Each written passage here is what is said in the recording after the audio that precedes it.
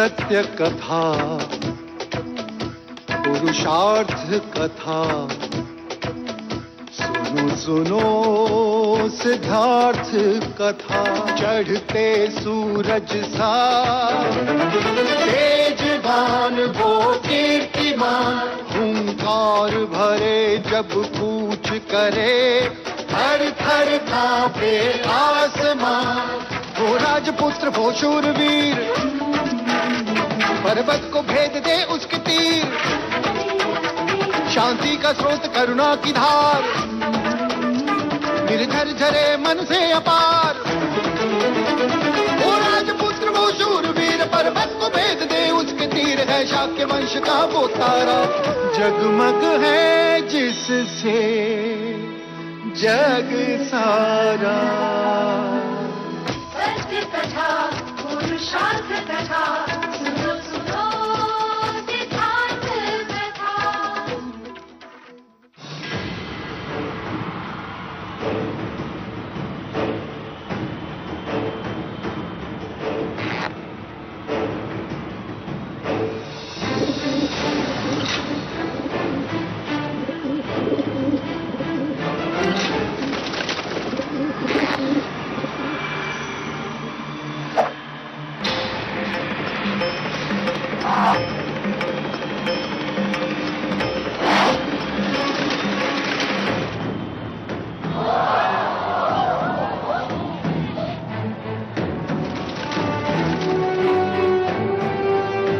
अब गुरुकुल के सर्वश्रेष्ठ धनुर्धर कुमार देवदत्त की परीक्षा होगी। कुमार देवदत्त की, कुमार देवदत्त की, कुमार देवदत्त की, कुमार देवदत्त की, कुमार देवदत्त की। देखना महादेव, देवदत्त चुटकी बजाते ही लक्ष्य भेद देगा। उससे श्रेष्ठ दूसरा धनुर्धर कोई है ही नहीं। हाँ, सुना है। अनुज अमितोधन बता रहे थे, उससे उत्तम कोई नहीं।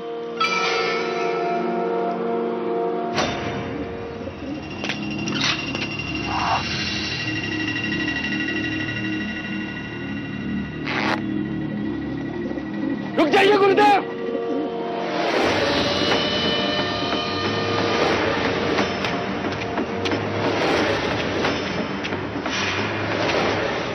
क्षमा गुरुदेव, परीक्षा के लिए क्या मूक पक्षियों को लक्ष्य बनाना उचित है? परीक्षा में धनुर्धर की योग्यता को परखना होता है। क्या युवराज के पास कोई और विधि है?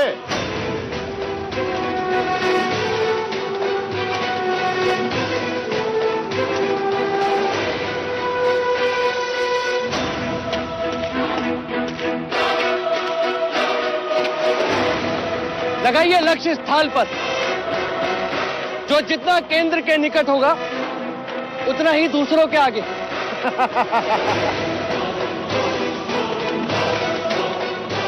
युद्ध में थाल और कटोरों पे बाण नहीं चलाते अनुज, रणभूमि में क्षत्रिय जीवन और मृत्यु पे खेलते हैं।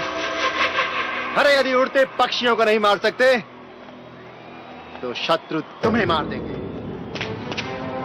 युद्ध रणभूमि में खेला जाता है ज्येष्ठ, यहां नहीं, और वो भी अनिवार्य हो तब। यहां तो केवल परीक्षा के लिए निर्दोष पक्षियों को लक्ष्य बनाया जा रहा है।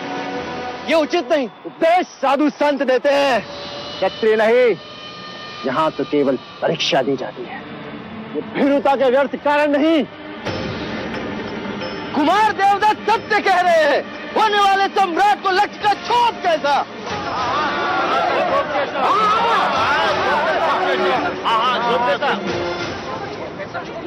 युवराज, वैसे भी आपको शस्त्र विद्या में रुचि नहीं है।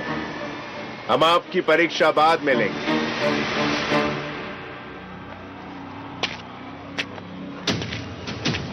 गुरुदेव, आज एक नहीं 2 पक्षी उड़ाइए,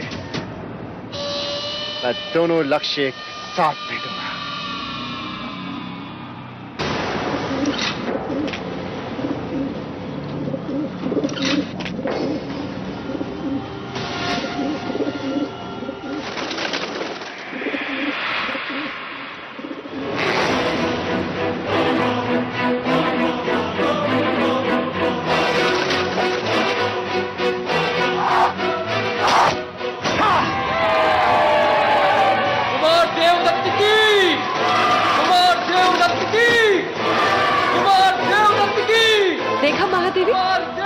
मैंने कहा था ना, देवदत्त से बड़ा धनुर्धर कोई है ही नहीं। देवदत्त की, कुमार देवदत्त की, कुमार देवदत्त की, कुमार देवदत्त की, कुमार देवदत्त की, कुमार देवदत्त की, कुमार देवदत्त की।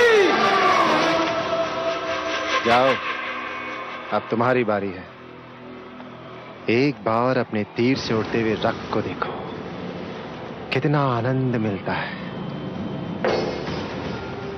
जाओ।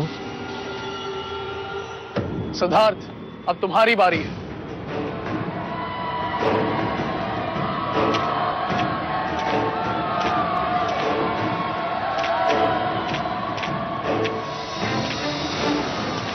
क्षमा करें गुरुदेव, मैं ये परीक्षा नहीं दे सकता।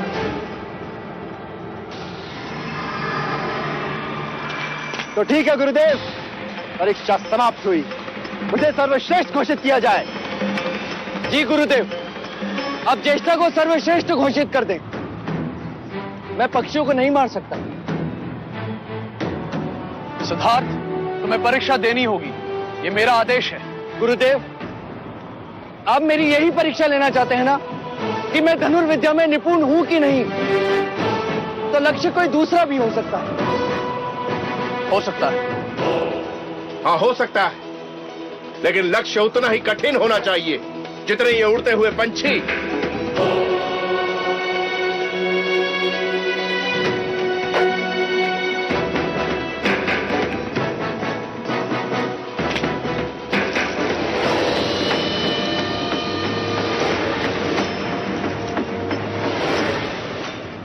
ज्येष्ठ, अब आप इसे अपनी पूरी शक्ति से ऊपर उछालिए। इतना ऊपर उछालिए कि ये मोती बिंदु के रूप में भी ना दिखाई दे। क्यों अपना उपहास कराने पे चले हो?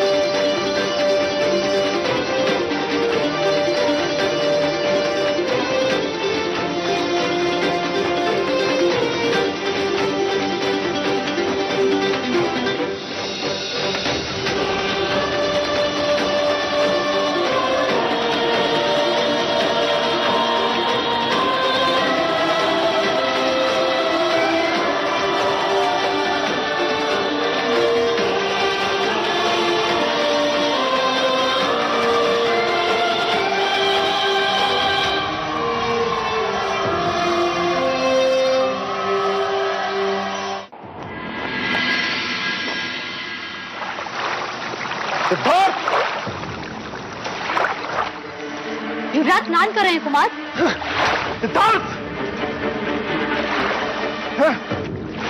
अपने आप को श्रेष्ठ घोषित करवाना था तो अहिंसा का ढोंग क्यों किया? सबके समक्ष मुझे क्रूर दिखाने के लिए? अरे क्या चाहता, मैं भी पक्षियों की जगह तुम्हारे गले के मोती को भेज देता, लेकिन मुझे तो मेरे प्रिय अनुज ने अवसर तक नहीं दिया। इतना बड़ा कपट क्यों? ज्येष्ठ, मैंने तुम्हारे साथ कोई कपट नहीं किया, और तुम तो बचपन से जानते हो कि मैं पक्षियों को लक्ष्य बनाने का विरोधी हूं। हाँ हाँ, तुम तो बड़े अहिंसावादी हो। अरे मत भूलो सिद्धार्थ, प्रत्यक्ष नहीं पर परोक्ष रहकर तुम भी हिंसा करते हो, लोगों की भावनाओं की हत्या करते हो तुम, हत्यारे हो तुम। याद रहे सिद्धार्थ, दंड युद्ध में तुम मेरे समक्ष होगे और वहां तुम्हें मुझसे युद्ध करना ही होगा। और ये दंड युद्ध ये सिद्ध करेगा कि कपिलवस्तु के गुरुकुल का सर्वश्रेष्ठ योद्धा कौन है।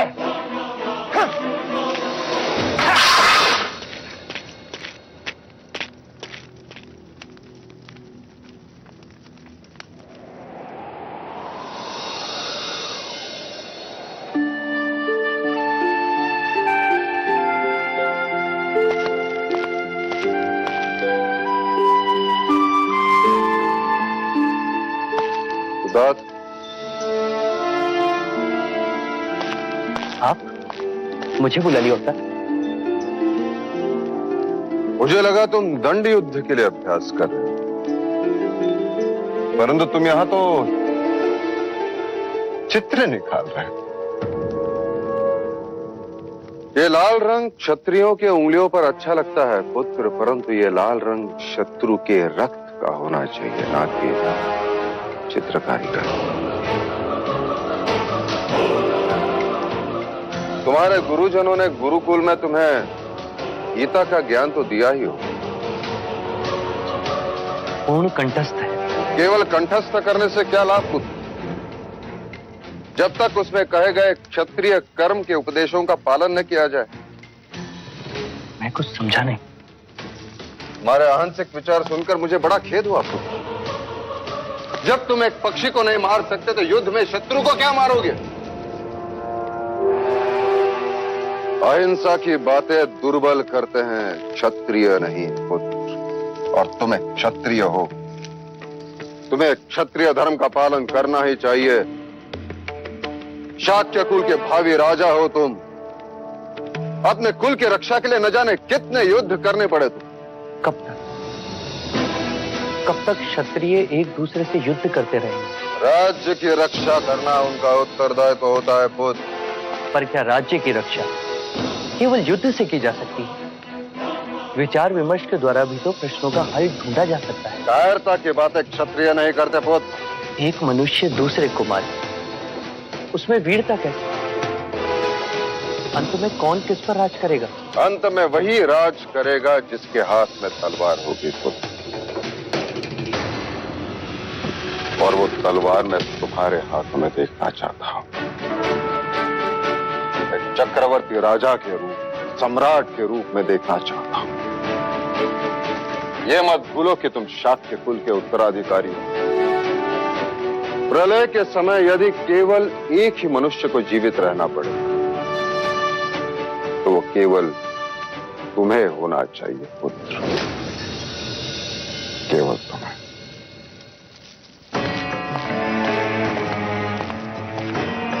मैं गीता के उपदेश को समझता हूं पिताजी, पर युद्ध के लिए कृष्ण का विराट स्वरूप आज भी मेरे लिए एक प्रश्न है।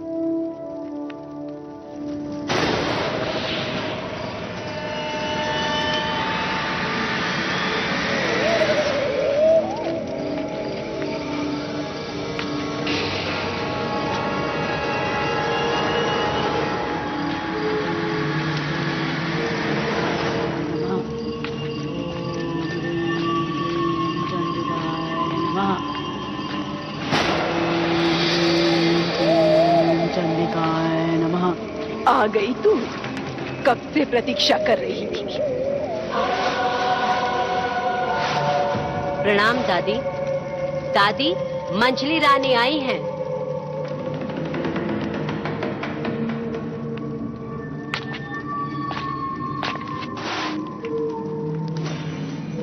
वो मेरा पुत्र। तेरा पुत्र हर समय क्रोध होता है, इसीलिए सब कुछ खोता है। जानती हूँ, इसीलिए यहाँ आई। कल अंतिम दंड युद्ध होगा। मैं चाहती हूँ कि ये कील उठा ले, जिससे भी वो युद्ध करने वाला है उसके दंड में ये कील ठोक देना। वो कभी भी तेरे पुत्र पर प्रहार नहीं कर सकेगा।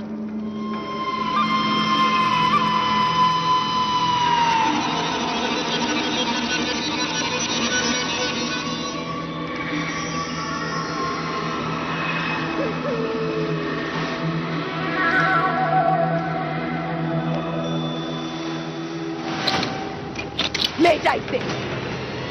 देने वाली को तू क्या देगी?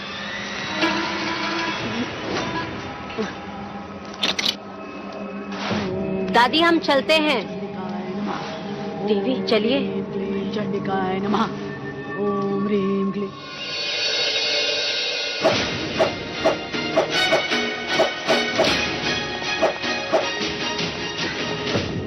देवदत्त,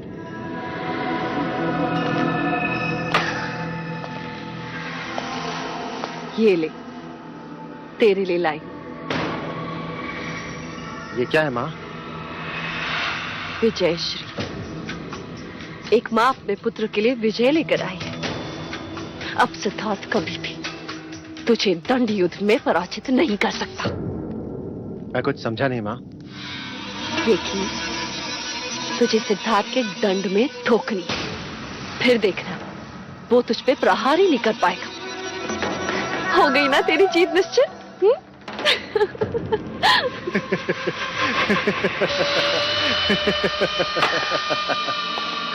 माँ, मुझे जीत याचकों की तरह झोली में नहीं, अपनी मुट्ठी में चाहिए। यदि आप कहें तो ये कील सिद्धार्थ की हथेली में ठोक दूं, यदि कहें तो तलवार से उसका सर उड़ा दूं माँ। लेकिन इस तरह ये टोने टोट के करके मुझे विजय नहीं होना। मैं एक शूरवीर क्षत्रिय हूं, मुझे जीतना है और मैं जीतूंगा। और जीत का महत्व तब होता है जब एक योद्धा अपने शौर्य और वीरता से युद्ध को जीते। लेकिन आप ये नहीं समझेंगी, क्योंकि आपको अपने पुत्र की योग्यता से अधिक विश्वास इस कील पर है।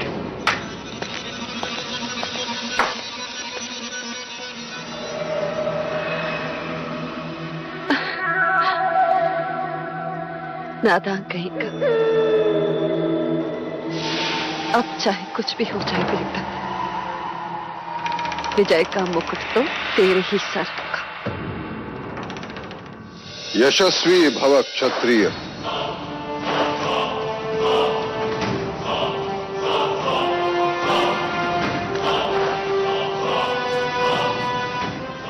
मंगला दीदी का भी आशीर्वाद लो पुत्र। अरे, मेरा आशीर्वाद तो सदैव तुम्हारे साथ है पुत्र, पर आज तो मैं तुम्हारे इस शस्त्र को भी आशीर्वाद देना चाहती हूँ।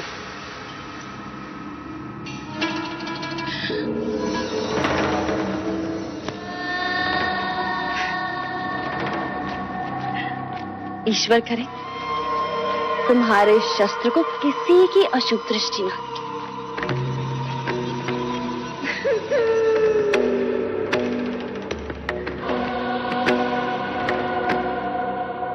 ईश्वर तुम्हें देवदत्त का सामना करने की शक्ति दे। लो,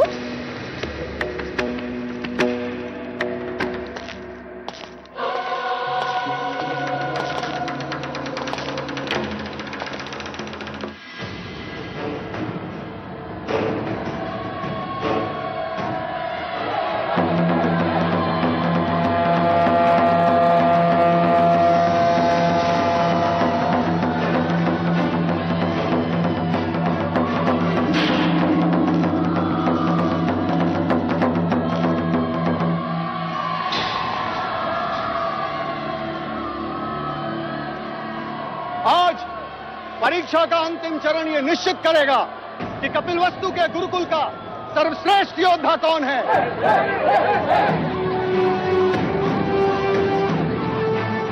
तो परीक्षा के अंतिम दो प्रतिस्पर्धी अपनी दंड विद्या का परिचय देने पधार रहे हैं। राजा द्रोणोदन के सुपुत्र कुमार देवदत्त।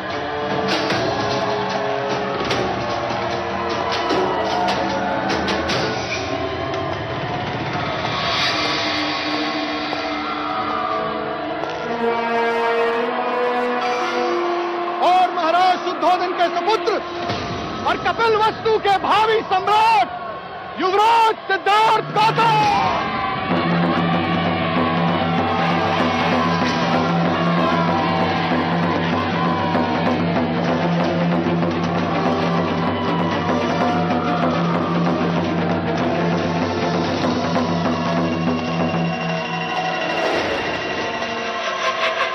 ले लो दंड और कर लो अपनी मंशा पूरी।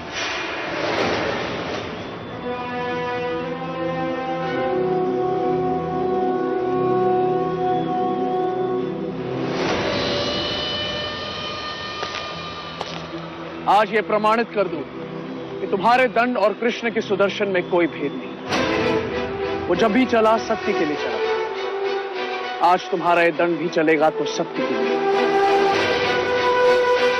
अपने माता पिता की प्रसन्नता के लिए,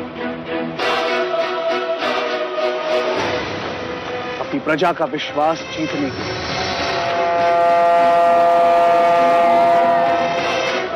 जाओ विजयी।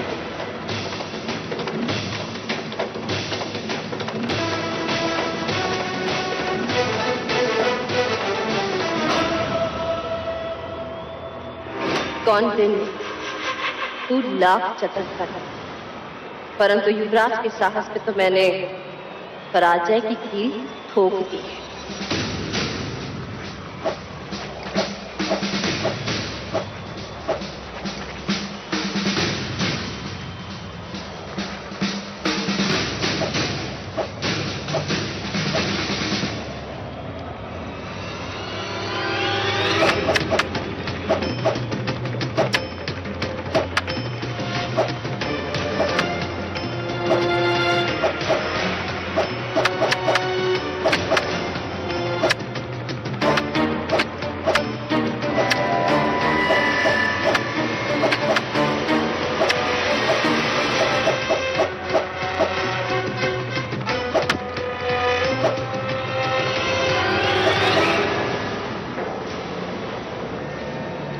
ये तुम्हारे युवराज प्रतिवार क्यों नहीं कर रहे?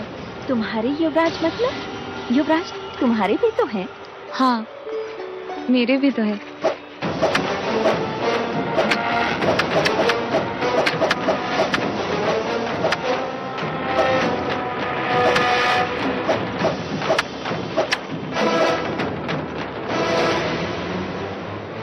तो मुझ पे प्रहार क्यों नहीं करते सिद्धार्थ?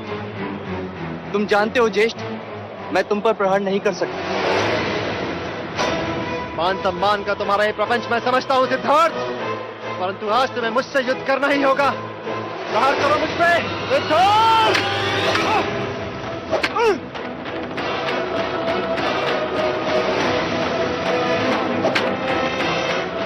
सिद्धार्थ प्रहार करो या अपनी हार स्वीकार करो।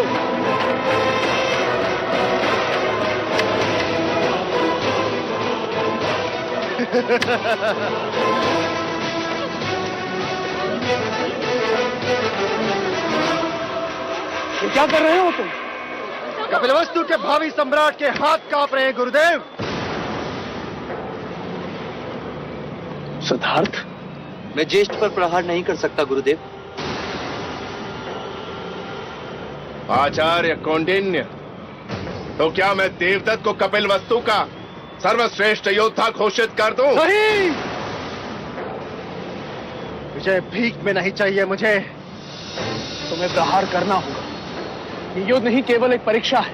गुरुदेव, मैं चाहकर भी हाथ नहीं उठा पाऊंगा। तुम सबके समक्ष ये स्वीकार करो कि तुम कार हो। मेरी प्रतिभा से भय लगता है तुम्हें। स्वीकार करो। सिद्धार्थ, अब तुम्हें किसी एक विकल्प का चयन करना है। या तो तुम्हें प्रहार करना है या फिर आज के बाद आचार्य कौंडिन्य को भूल जाना है।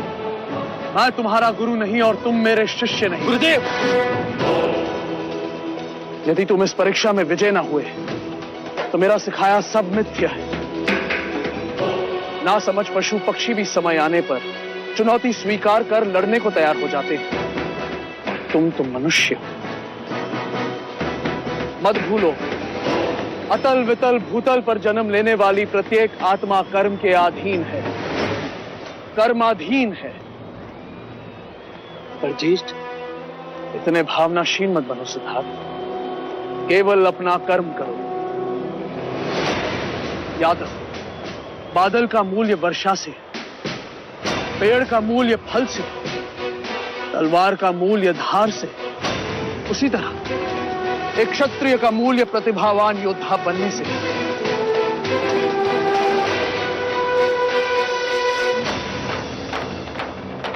सिद्धार्थ, मैं जा रहा हूं। यदि मुझे रोकना चाहते हो तो युद्ध करो।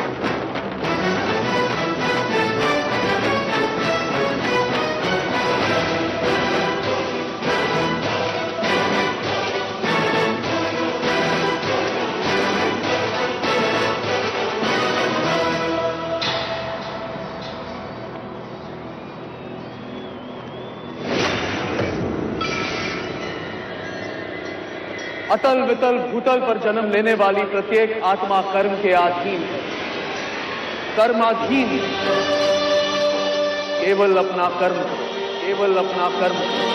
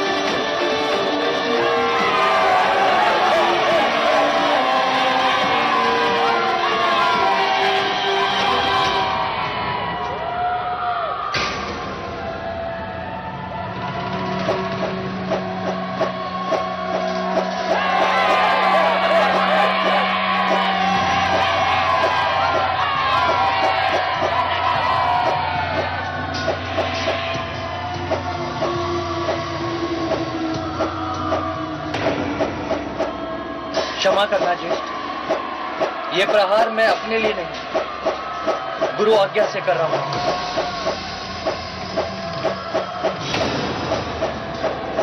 पहला प्रहार गुरु के लिए,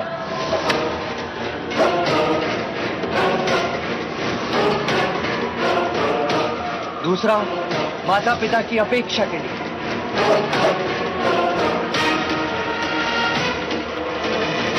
तीसरा प्रजा का विश्वास पाने के लिए,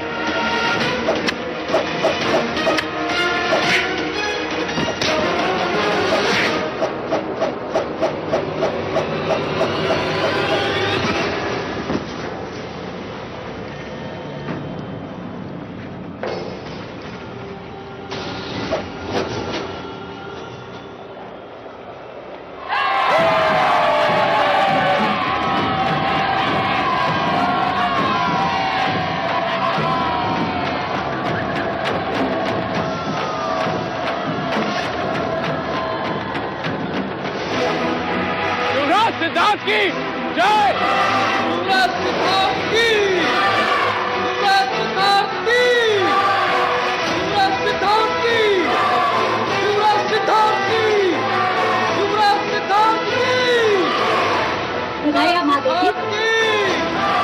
युवराज सिद्धार्थ की, युवराज सिद्धार्थ की, युवराज सिद्धार्थ की, युवराज सिद्धार्थ की, युवराज सिद्धार्थ की।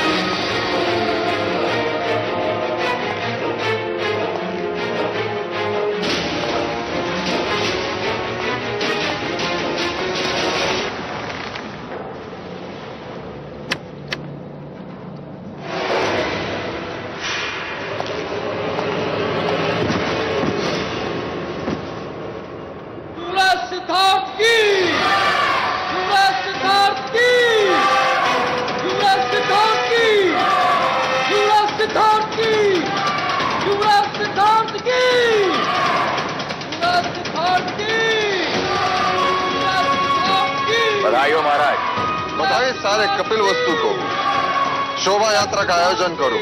सेनापति जी महाराज। ऐसा कुछ करो कि शाक्यों के राजकुमारों की कीर्ति मगध और कौशल राज तक पहुंचे।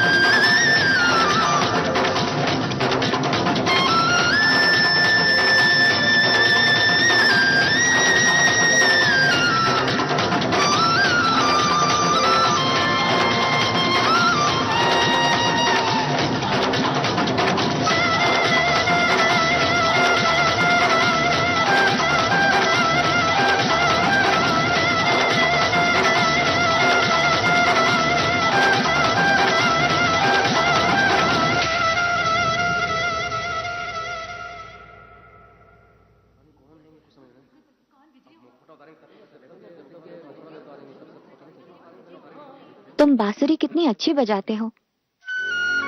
तुम्हारे नृत्य ने प्रेरित किया।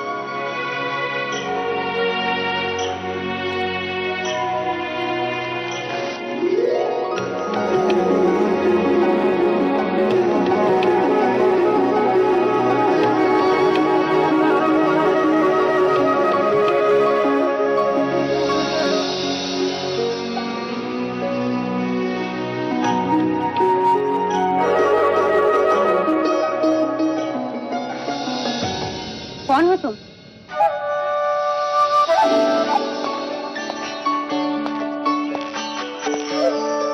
क्या इस प्रश्न के उत्तर में मैं आपसे एक प्रश्न कर सकती हूँ महादेवी? मैं आपको क्या कहकर पुकारूं? मामी या बुआ? यशोधरा? यशोधरा?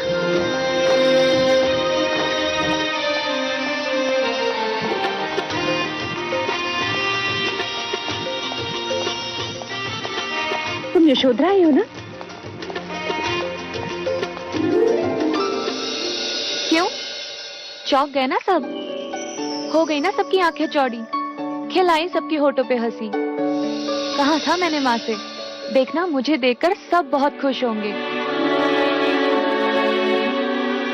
आप खुश नहीं हैं? हाँ, पर देवदा से यहाँ तक तुम अकेले?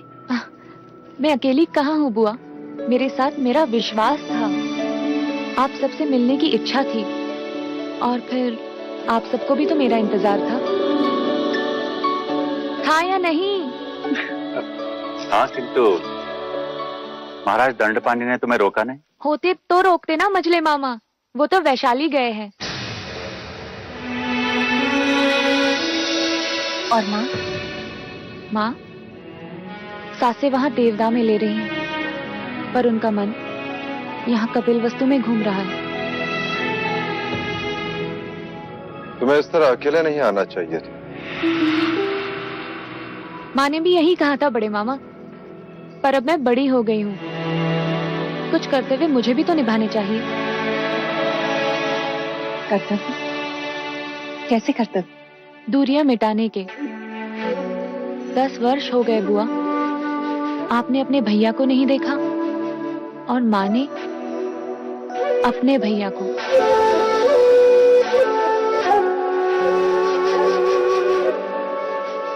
तुम्हारे रूप में मुझे अमिता दिखाई दे रही है और तुम्हारे शब्दों में उसे सुन रही हूँ। मैंने तो कह दिया था माँ से कि मुझे जाने दो, मामा और पिताजी के बीच जो भी अनबन हो, पर मैं बन बन करके संबंध बनाकर ही वापस आऊंगी। परंतु यशोधरा, तुम यहाँ तक आ गई और तुम्हें किसी ने रोका नहीं? हाँ मंगला मामी, नगर द्वार पर चन्ना से भेंट हुई तो वो मुझे नगर ले आया, और राजप्रसाद के बाहर लोशिका मिली, वो मुझे भीतर ले आई। हाँ महादेवी, मेरे पास आकर कहने लगी, पहचाना? मैंने कहा नहीं, तो कहने लगी 10 वर्षों के बाद आई हूँ, पीले पुष्प पसंद है और मेरे हाथी का नाम कुंज है। मैं तुरंत पहचान गई, गोपा। लोशिका? ये मैंने क्या कह दिया? गोपा? हाँ महादेवी, महारानी अमिता इन्हें प्यार से गोपा कहती है, लेकिन ये बात किसी को नहीं पता, लेकिन मैंने सुन ली थी। लोशिका?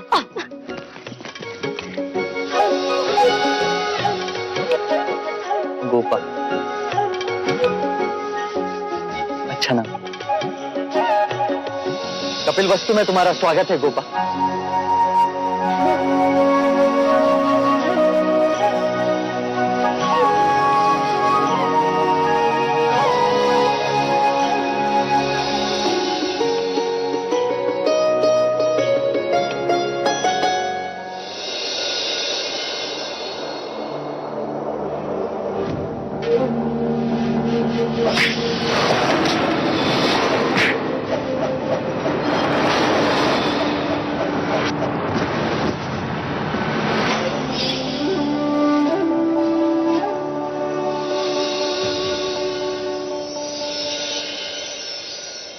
ये अच्छा स्वागत है।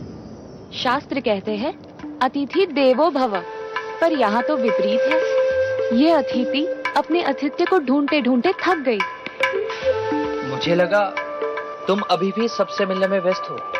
सबसे मिल ली, केवल तुम शेष हो। ज्येष्ठा से मिली?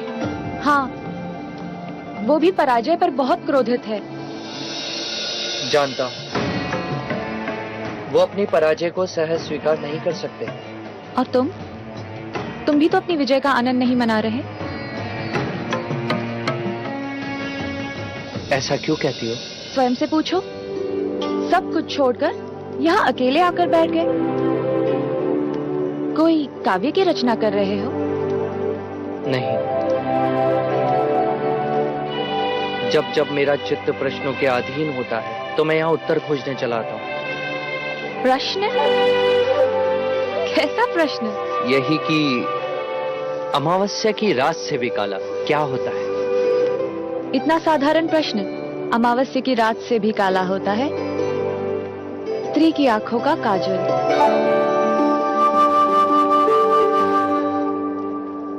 देखो,